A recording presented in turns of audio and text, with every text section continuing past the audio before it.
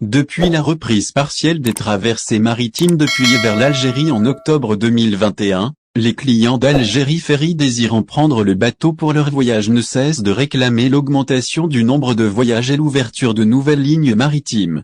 Ils demandent également une révision à la baisse des prix pratiqués par les compagnies, nationales et étrangères, opérant en Algérie. À l'approche de la saison estivale, marquée par une importante demande sur les traversées maritimes, de nombreux Algériens établis en Europe espèrent voir les autorités algériennes procéder à une ouverture totale des frontières ou au moins permettre aux compagnies de transport aérien et maritime d'augmentation le nombre de leurs voyages. Une perspective qui n'est pas à écarter, si l'on se fie aux dernières déclarations des responsables du secteur du transport et de certains représentants de la diaspora algérienne à l'Assemblée nationale.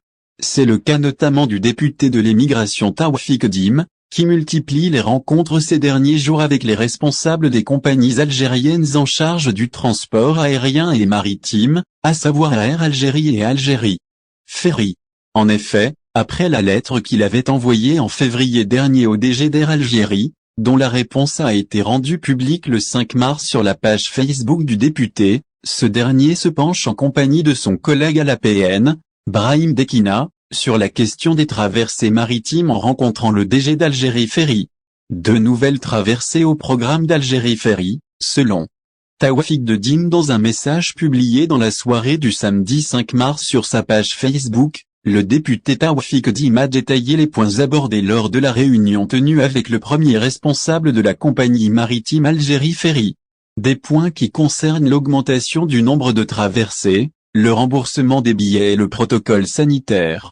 Dans son message, Taoufik Dim a indiqué que de nouvelles traversées maritimes seront ajoutées au programme d'Algérie Ferry et l'annonce officielle est prévue dans les prochains jours. Le député a expliqué à ce propos qu'ils ont demandé au DG d'Algérie Ferry d'ajouter Oran et Skida au programme des nouvelles traversées maritimes.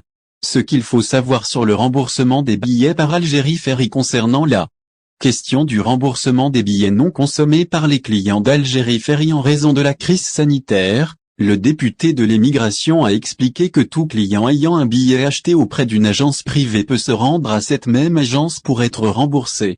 En cas de refus d'indemnisation, Taoufik Dim invite le client concerné à s'adresser directement à Algérie Ferry.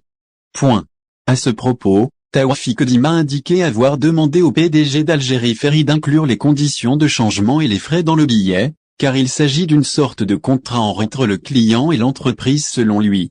De son côté, le DG d'Algérie Ferry aurait assuré que les clients ayant des circonstances de force majeure, comme un test positif au Covid-19, sont exemptés des charges liées à la modification d'un billet. Nouveau navire élevé de l'obligation vaccinale pour les clients d'Algérie Ferry. Le député a également indiqué que les navires, Tassili 2, et Tariq Ibn Zia, actuellement en maintenance, seront prêts pour le service, dans 2 semaines, portant le nombre de navires d'Algérie Ferry à 4. À cet effet, le planning estival d'Algérie Ferry est déjà finalisé et n'attend que le feu vert des autorités pour revenir au programme d'avant la pandémie.